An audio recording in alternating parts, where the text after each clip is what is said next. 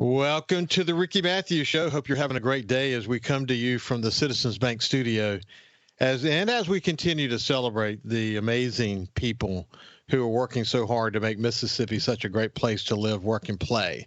Hey, listen, I want to bring your attention to a conversation I had last week with Brandon Dardeau. He's the CEO of the Beau Rivage, and we talked about the 25th anniversary, sort of this year-long celebration of the Beau Rivage. A lot of people refer to it as the crown jewel for Mississippi.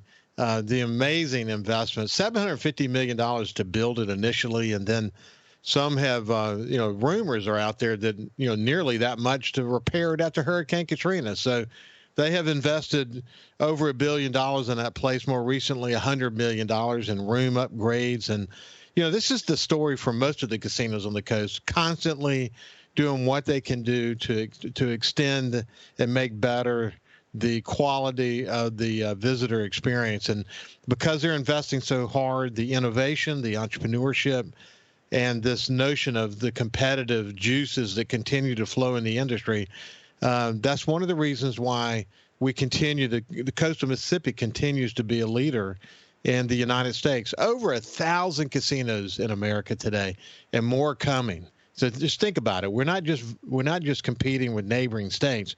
We're competing with the rest of the United States. And when you think about what the Beau has done, the largest customer for the Gulfport Biloxi International Airport, think about that for a minute with their charter service, bringing people in from all over the United States, 2 flights a day, every single day, and the strategic work that's behind that.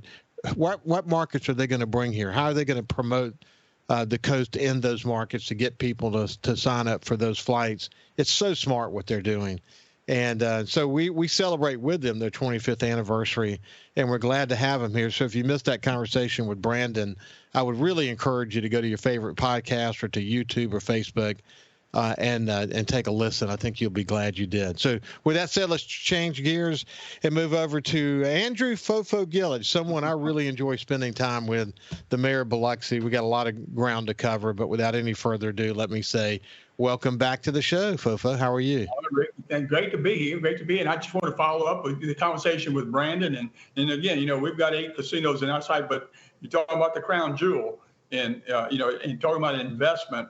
And there's, because it is a big chunk of what we, that revenue and that opportunity, the tourism. But, if you want to have a prime example, the Beau Rivage and its operation, its network is what actually, and again, the investment, we talked a little bit about competition, but, you keep investing and that investment pays off. But you look at the Beau Rivage, it's 1,700 hotel rooms. And, I'm sort of a numbers kind of person, and they're the largest around. And gross gaming revenue is directly proportional to how many hotel rooms you have. So that's a fact. And then the quality, that's another. And the quality of entertainment, just the quality of amenities there.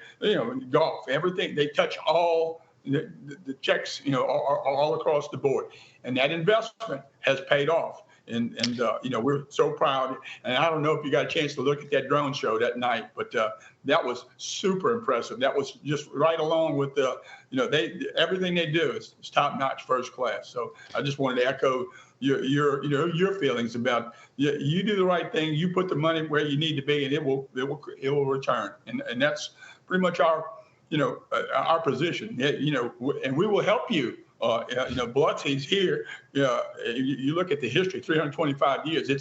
Its mantra is that we're going to help you do things. We're not going to create any obstacles, and that's why I'm here and making sure that we accomplish that as a goal for a city. Well, Brandon and I talked about a lot of stuff. One of the things, obviously, the drone display, which we watched from our back deck of the house. Oh, it was 500 drones. It's amazing what's happening with modern technology now that you can synchronize them the way that they did. It was just incredible, wasn't it? It was. And I was right there nose to nose with it on that back deck. And I brought my grandkids and they were impressed. And it was so synchronized and people up and down the coast. I mean, it was parked everywhere. And it just, it was like what was the sci-fi 30 or something, one of Spielberg's movies. When that thing wound up crossing and it just stopped in front of you. And it was super cool. Close Encounter of the Third Kind. Third Kind. That's right. Exactly. Is that what you're thinking of? Yeah. What a great movie that was, incidentally. But we talked about a lot. One of the things that Mary Cracchiola and the team put together is this historical perspective showing key moments in the history and the life of the Beau Rivage. And one of the things that was fascinating to me was you think about Hurricane Katrina and all of the challenges along the way, of course, COVID. That 200, I think I'm remembering this number right, 200 employees are still with the Beau Rivage that were there day one. Man, that is an incredible thing to say, isn't it? Yeah, it is. And I think, there was a program that they did doing that, that event. And it just, you saw the faces of those folks that have been here from day one. That's an incredible story, how, just looking from a planning, how did the originators know what to do, where to do it, and how to operate it, continually. And that's a challenge. I mean, everything, competition is big across the country. And, if you don't have the amenities where it's bad weather somewhere, I think Michael Jordan experienced this. He wound up at the Beau Rivage playing at Fallen Oak because bad weather in Carolina on the East Coast or something. So that's the kind of things that you reach. You reach across the country, not just across the world too sometimes. So no, it's a very significant. Actually, got two more points. One is we told the number of the number of employees, number of management who had been with this company for a long time, including Brandon. Because Brandon was here for a long period of time, then went away, and then had the opportunity to come back. He's from a small town in Louisiana, so he calls himself a local boy. Like an example of one of the employees that's been there a long time is Ann's cousin, Kimberly Pilaz, who is a HR director there. We love Kimberly. But she started in the gift shop at the Beau Rivage. Yeah. And just kind of, her career just kind of moved along, and she's now the VP of HR, which, for a company the size of the Beau Rivage is a big job. Actually, I referred to the Beau Rivage similar to the way that when I have leaders from Keesler On or leaders from the CB base, I refer to them as basically mayors of a city, because these bases are cities.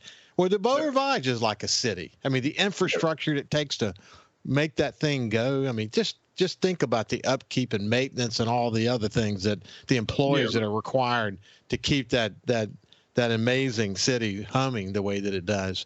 But it's an economic engine. The logistics of the situation is unbelievable. You look at the municipalities we have, that operation is right there. It could be a part of MML, because it is. When you look at the population, our pop, when you look at the arithmetic, 4.3 million visitors years, we've got 7,000 hotel rooms. So instead of being a 50,000 population town, we're more like 80,000 population, especially on the weekend, and then doing the tour season. So that's an additional amount of services that we have to provide. Just look at the water, the infrastructure that needs to be there. When something goes awry, you got to pay attention, to the things that you have to do in a city or in any house, really. Right. Hey, one of the points I said is 2 points. One of the point, because you mentioned it, the Fallen Oaks golf course. He and I discussed it, and what I remembered was around 35 million, but he said, well, more like 45 million. and the point is that incredible development. If you were to try to find the capital funds to fund a project like that today, you're not going to be able to do it. So the fact that we have that amenity now, or they have that amenity, they can have people enjoy. I had the pleasure of having dinner with Tom Fazio and Haley Barber once. And it was fascinating just watching the two of them tell stories of the people they knew and people they jointly knew, and the stories they did. Both of them are great storytellers. But to have someone like Tom Fazio design that, and then them being willing at the time to make that investment, again, they're not alone. Every casino has the thing they bring to the table, the dimension they bring to the table that they hope will make them more competitive. But But celebrating the Beau Rivage on the 25th anniversary was a lot of fun with Brandon, and I look forward to continuing to stay in touch with that team as they continue to take very seriously the role that they have to add to the quality of the experience for visitors here in coastal Mississippi. We got to be proud of that. That's for sure. No doubt. No doubt. Now, listen, since the last time we talked, you were actually identified as the annual Outstanding Citizen of Biloxi by the Biloxi Lions Club. And so when we come back on the other side, I want to talk a little bit about that. It was about your dedication to family and the community and to your leadership of the city of Biloxi. I congratulate you for that. But when we get on the other side, we'll chat a little bit more about that as we continue our conversation with FoFo Gilich. We'll see you after this. Welcome back to the Ricky Matthews Show from the Citizens Bank Studio. I have the mayor of the city of Biloxi, FoFo Gilich, someone I really enjoy spending time with. And this post that I saw, it said, with a room full of friends, family, and Lions Club members, Mayor Andrew FoFo Gilich was named the Biloxi Lions Club Outstanding Citizen of 2024. And it pointed out, as I said before we went to break, your dedication to your family, the local community, and the leadership of the city of Biloxi. That's a cool thing to get recognized. I know you'll be the first person to say, "Man, I don't do this stuff alone," but people are really fortunate to have you, and I'm glad you're getting recognized for that. Well, that's very kind. But like I said, you mentioned passion and love. That's why we do it. But it's nice to get, although I had a boy, a good job kind of deal all the time. Compensation is more than dollars and that sort of thing. So, a recognition and appreciation. And I think that touched me. Me, I got emotional when we started talking about where we are as a family and as a city and as a region. We got something very, very special. And it was cool. It was cool. And it really caught me by Susan Hunt, Mrs. Biloxi Emeritus. She called me and said, "FoFo, I was waiting for, the principal and Mrs. Hunt to come out and says, I got something to share with you." And I said, "Oh, come on." And so it was very, very nice. I really appreciate it. My family appreciated it too. Well, listen, I know you don't need the recognition. As we discussed the first time that you and I visited on this show, if people want to appreciate how connected you are, they need only go to the annual Croatian fundraiser, the big golf tournament, and then go into the room with 1,000 people and watch FoFo know everyone in the room. And that's true, isn't it, FoFo? It's a family reunion almost every year. Now we got new folks coming in from near and far, and it's becoming, a guy's kind of experience, and the wives kind of come along. But we're trying to, step that up with a couple of things this year. It's going to be our 49th year, and it's going to be a cool experience this year. So we're, in the middle of finalizing, people, places, and things. So, but it was successful, and we want to keep it going. Across now, it's crossing generations, maybe a third generation of folks that playing. I know, my son and a lot of my grandsons are playing in the tournament. So that's what you want. My dad, I played 30-something years with my dad, and his grandson Andy is playing, and now we got a young one, Andrew, that will, at some point in time, will be all part of this mix. And it's so cool, and it's about our heritage, just like heritage and family and city. It's all goes hand in hand. Well, look, and the point I was making about and everyone in the room, I should really make sure I say this. This is before you even had any dream of being the mayor. You were the most popular guy in the room. And so someone who would sort of observe you today, they would think, oh, he's getting that recognition because he's the mayor. And they wouldn't fully appreciate that this is the way it was before you were mayor. So it's great to see. That's the kind of guy you are. Hey, listen, a lot's been going on in the city. I noted that in the first breakfast for Biloxi Chamber in the last month or so, you had a number of things you talked about. But one, it's great to see the progress of the Sanger Theater restoration. That's really important to the city, isn't it? It is, and we met with some folks that were involved with the Impact Center. Now, that's a 50 or 60 million dollar building with regard to what we need to do in the inside. The technology, and we actually were able to kind of plan some things now before we actually turn everything on, the audio visual. The things that you can do with video walls and all the fiber optics things. So we're actually in that mode of assessing, what needs to be done before we actually, install the curtains and the things that are going to put. But it's going to be super cool, and we're going to be in this year. The dance recitals and those things that I know it's my daughters. And never, as we all know, it's such a great experience for these kids to have been performed at the Sanger. We want that, of course. But the vision is you're going to step it to a level that you can't imagine. But it's in tremendous shape. We're doing, like I said, the final walkthrough, and it's getting there. We're actually part of the stage and area that really that you saw the plaster work, the detail work, where some of the folks that did the Mary C restoration, and we're going to engage in. So that's the last bit of actually bricks and mortar plaster kind of work is going on right now. But the seats are installed. And one thing to note about the Sanger too, we had some folks from the symphony come, and she would say when the symphony was performing there, said, there was my seats right there. And he said, let me point out that you see when you walk in here, there's about 6 or 8 inches of extra leg room. So when they reconfigured in 72 or 70 something, they actually lost a couple of rows, but added the leg room. So that's outstanding. You know how uncomfortable somebody goes to the bathroom and you got to really do all kinds of things. That's not the case, and that was sort of a nice thing for them to note that this is, the seat there will be be cool and comfortable. So, but it's a great space. Well, the history of the Sanger theaters in general. The amount of money that was originally invested in those facilities. I remember, of course, I had the opportunity over in New Orleans to watch the Sanger Theater in New Orleans emerge. In fact, the person who did that, I knew really well. And then, of course, the Sanger Theater here in Biloxi, the Sun Herald had many events there over a long history. And I always found myself when I was in there just marveling at the detail, the design elements that made it so special. And I know one of the things you guys, as you just alluded to, working hard to really get back to the beauty of all of that. Make sure, first of all, infrastructure, make sure the roof's sound and all the things that need to be done to protect the building. But the special design of it is one of the appeals of that building, isn't it? It was, and not only the exterior, we call it the envelope. So we seal the envelope. Now, what's in the inside will stay for a long time. New AC, and now we're looking at again the electronic components and some of the things we need to do. But one detail that would surprise you, if you look at the top of the building, and I don't know how many stories that would be, top of the theater, from the brick to the interior it was shaped.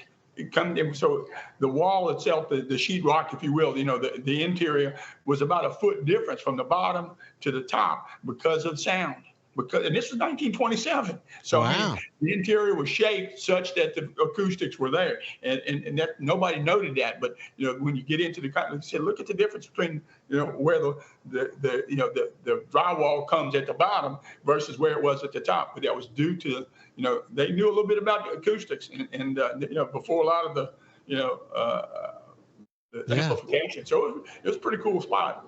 Before we started having acoustic panels and all that other stuff, I bet without that, I mean, that is very interesting kind of piece of trivia there, because without it, can you imagine the echo in that room?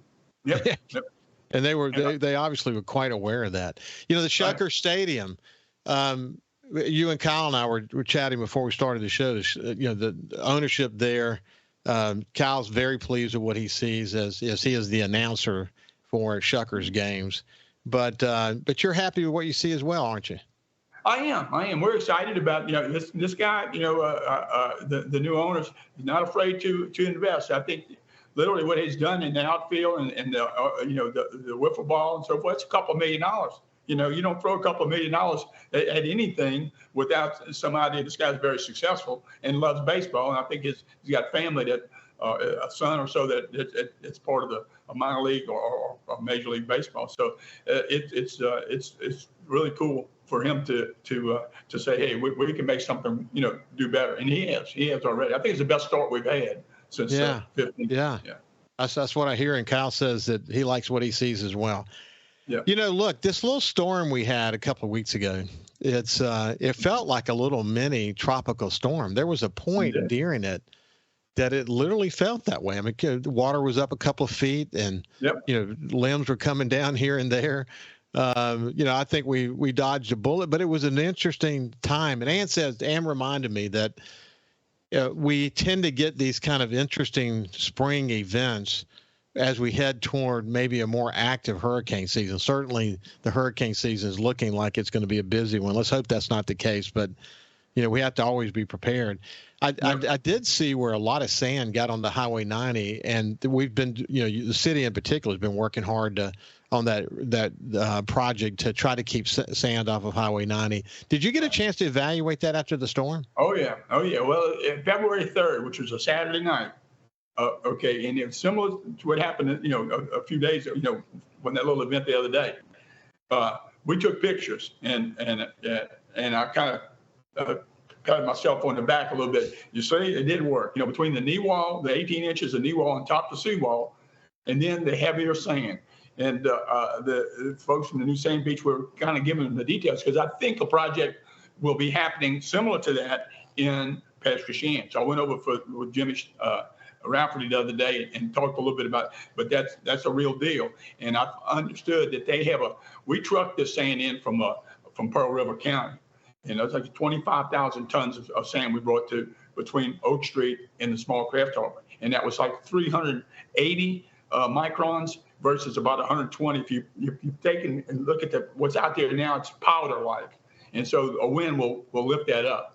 And, we'll pick it up right there when we come back on the other side, because that's actually a really interesting part of the overall discussion around how to keep sand off of Highway 90. We'll continue our conversation with FoFo Gilich on the other side. We'll see you after this. Welcome back to the Ricky Matthews Show from the Citizens Bank studio. I have the mayor of the city of Biloxi, FoFo Gilich. When we went to break, though, we were talking about this effort in Biloxi to keep sand off of Highway 90. It was funny. We were kind of joking during the break.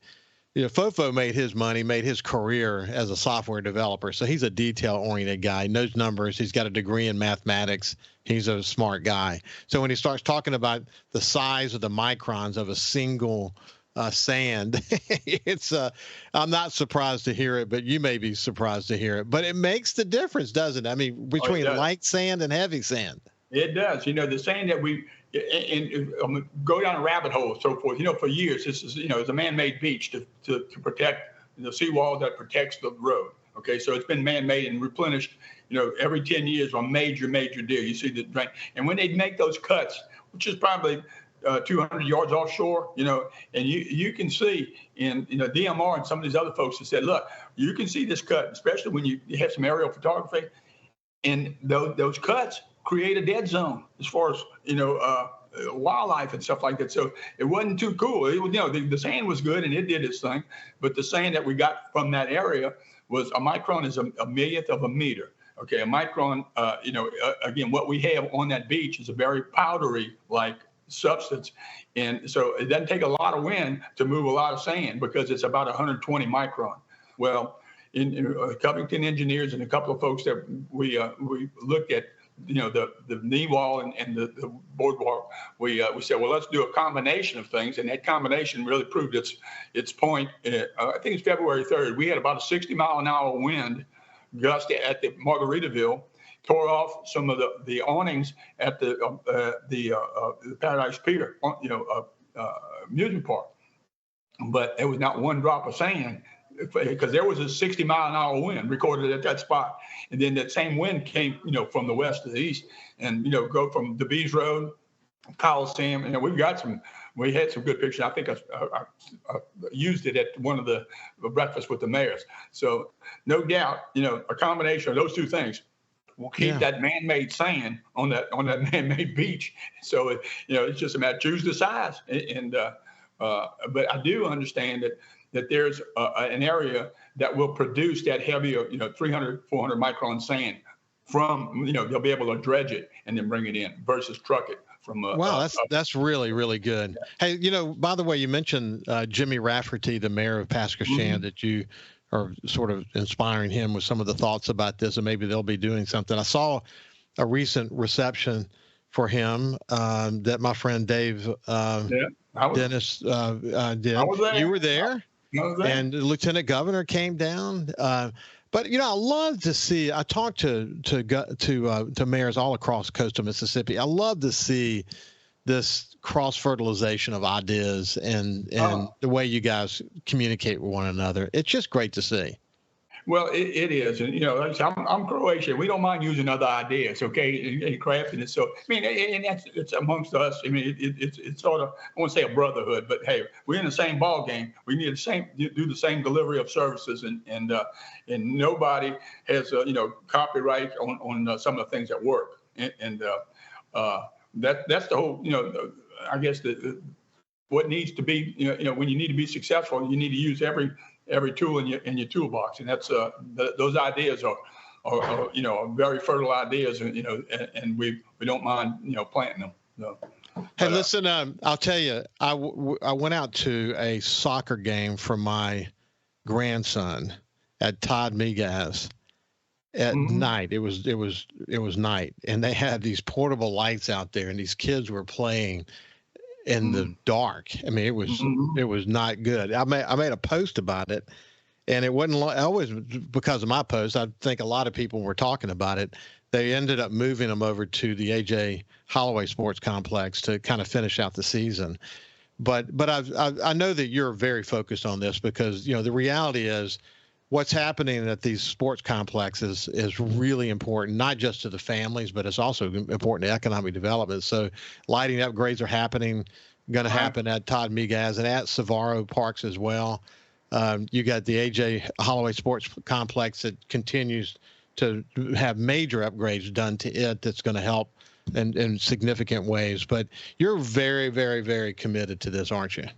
Well, there hadn't been a significant investment in parks and recreation. I mean, you're talking about, A.J. Holloway was a $5.1 million upgrade with turf and Little League parks, youth baseball, and then, of course, softball, and then now soccer. So the reason we did put about $200,000 in relighting with LED lights, if you've been to, I threw out the first pitch for baseball the other day at Miguez, and it is pretty cool now. Those LED lights really fired up. So both fields at Miguez and Savaro were done in order to open the season April 8th, I believe is what it was. But we were hoping we could do it all at AJ, but you got to pay attention where you put new side against, turf and stuff like that. And Mississippi State said, hey, don't rush this. Let it give it a month for everything to seat, when you do these things. So that's why we went forward. So we need to have a place for these people to play baseball. So Savaro was, they reconditioned Savaro and then Arco Miguez, and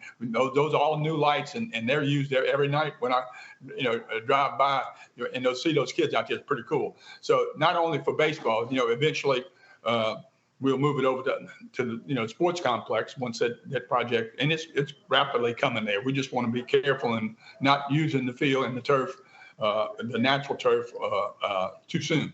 And we've got of course Sherry Bell and Jamie Lee and Ronnie Seymour are you talk about a trio that they pay attention to what those kids need and the experience that we want them to have. So it's going to be really, really a nice facility after that money is invested, and it'll be there continually. So let's shift gears. Last year, after Black Spring break, you and I had a discussion. Police officer was shot in the arm, damaged his arm, the nerves in his arm. Just a lot of kind of mayhem that was happening. These pop-up events were major problems. The role that social media played in that was a major problem. And so, I don't know how many countless hours you guys, I'm saying fire, police, the city council, your administration, the work that you guys did to think about how to manage this year. Now, look, I don't know any of the details about how you observed what took place, but what I observed was it seemed to go smoothly this year.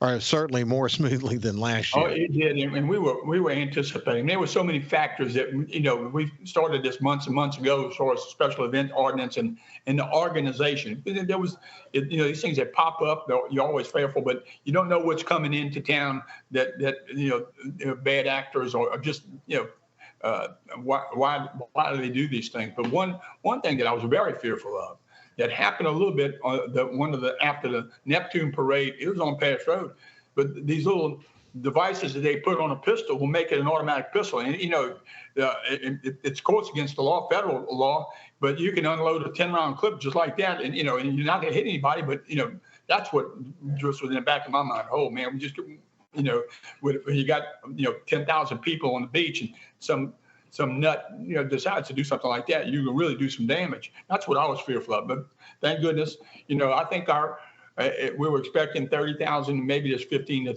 to 20,000. But the message that was sent to a few of the organizers that, hey, we mean business. Okay, if you don't have a safety plan, if you don't have a parking plan, and have some responsibility on this. What are your ideas as far as food? A couple of things that I think that there's been a lot of conversation about this and that, but I think they got the message. Okay, next year's coming. Okay, April, and you got 90 days, 120 days to have something in place. Start it now. There's places, from a parking standpoint, there's a number of places that we can suggest you're looking at and make accommodations for, what you didn't do this year. There's sure a lot, and all those food trucks and the density of food trucks and the density of parking was a major concern. It did work out well. I think the chief said that, there was about 30 weapons that were confiscated and a number of arrests, but it did work in my estimation. Nobody got hurt. No visitor got hurt, and it was an interesting weekend, and I was on the edge the whole time. But Miller, Chris, and everybody, even you're talking about $70,000-$80,000 worth of labor just to put those cones out and do the barricades. That's where does that come from? The taxpayers, you and I, are on the hook. Because that could be used, in recreation, some of these other things. But that's okay. We do a similar, events for every Mardi Gras and then cruising. That's all part of the ballgame. We're prepared. We got 1,500 of those barricades, and they're not cheap. And of course, I don't know, 300,000 of the cones. So we're ready. So it's just. Hey, when we get back on the other side, just one other point about the spring break situation. And then we'll shift gears, get the latest on the Pops Ferry Road Bridge and the Pops Ferry Road extension and anything else that might be on the mayor's mind. We'll see when we get back after this break. Welcome back to the Ricky Matthews Show from the Citizens Bank Studio. I have the mayor of the city of Biloxi, FoFo Gilich. When we went to break, we're talking about the Black Spring break activities this year versus last year. A couple of quick points. One of the major, I think, as you analyze the situation, one of the things that made Black Spring Break hard to manage was that when you have a big event, let's say like cruising, for example, when you have a single promoter and somebody you can go to that's accountable and can build all the plans and coordinate off a single promoter, makes it easier. When you have something like Spring Break where you have multiple, again, some of these are just pop-up situations that are formed mostly by social media. It makes it so hard. So when you talk about sitting on the edge, you're sitting on the edge because there's this fear of the unknown. There's a lot you don't know about what's going to play out. But it all worked out, and I hope that the organizers and the visitors and everyone else sort of got what it's going to take to keep this a safe event going forward, because that's where a lot of the focus is. That's right. And it could be a cool event where, like you said, it's just a little bit of, they got them. I think the message was that, we're going to do it. We'll do it the right way. And it requires planning and responsibility and just being reasonable with regard to what can be done given the situation. As I say, you can only put 5 pounds in a 5-pound bag. And, so you got to, accommodate that. There's only 25,000 cars can be on that street at one time. Otherwise, you got to do something. And, I think Councilman Tisdale talked a little bit about the east-west. We got 2 east-west corridors, one Highway 90, the other one Pass Road. And, when you got the amount of cars that you have in any event, it's going to cause challenges. I don't want to say problems, but if patience is always good. If you have patience, that solves a lot of your just uncertainty. Just be patient. We'll get you where you need to be. Hey, so last year I took a long bike ride. I took some pictures along the way, but it was an absolute mess. The litter was. Ann and I drove to church Sunday morning and went down. The Sunday morning after the event, and it was, you just didn't see the kind of litter and lack of respect for the community that I saw last year. Right, and a lot of that too is they had a tremendous last year. They have a tremendous amount of food trucks and popping up in all kinds of ways. And our ordinance situation was, we had a lot of ordinances talking about those kinds of things that pop up, but it was related to parades. So we actually put some things in place as far as your ability to be licensed and where these things would be allowable But the trash and the litter, you didn't see that this year. But what you did see was about 30 or 40 food vendors up and down from the Coliseum. Even the Coliseum had no event, but they had a number of true food vendors. So you go buy your food, you're going to be walking away with something, and it winds up that we have to pick it up. But that was not the case this year. It's good, and it's good for the city. It's good for the visitors because my gosh, at the end of the day, you're trying to keep visitors safe. I mean, that's what we want. Okay. So enough about that. The bridge, the Pops Ferry Road Bridge, is always on your mind, and the extension is something you can't wait to get done. Oh, that's right. It's actually that information. Now, again, we've been ready to bid this project since it's been in MDOT's possession since mid-December. And now here we are, April, end of April.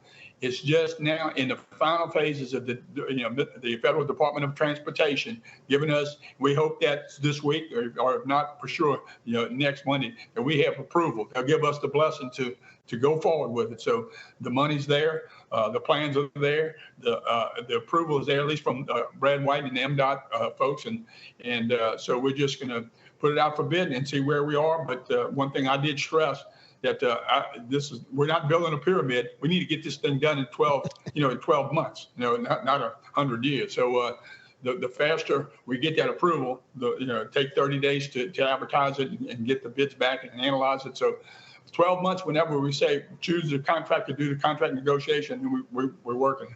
And this is not that, it's not that far. And but the amount of right of ways from CSX and the hoops we had, that we crossed about closing 3 crossings in order to make that additional crossing at grade at that little extension. But it's gonna be a game changer once we do that. And along those lines, now it touches a major highway, US 90. Now we can make sure that we can apply to make sure that now it's a state road, not a Biloxi road and a bridge. But the bridge, we're ready pretty much to advertise for the repair of the draw so it doesn't get stuck. And that's about $15 million.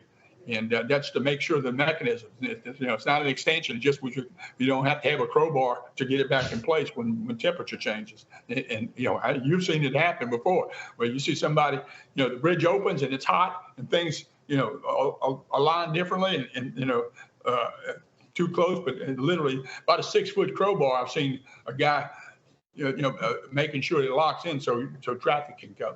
But we can see the bridge from our window, and Ann will say, bridge is stuck again.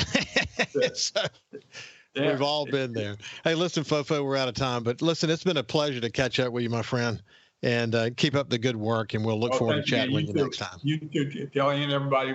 We saw him at a wedding the other day, I believe, but and Lisa, give everybody a hug for me. And I will. It's a great pleasure to be with you. Thank you, man. Appreciate it. Thank you very much. This has been Andrew FoFo Gilich, the mayor of Biloxi. Have a great day, and we'll see you tomorrow. Okay.